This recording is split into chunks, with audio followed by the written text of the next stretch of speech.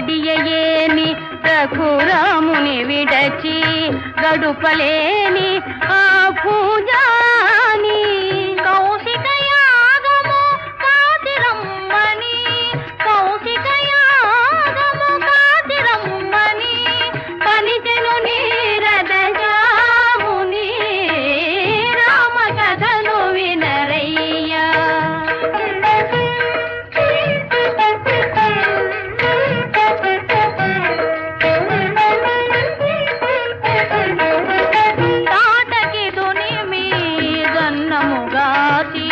తపసుల Deevena తలదాసి జనకుని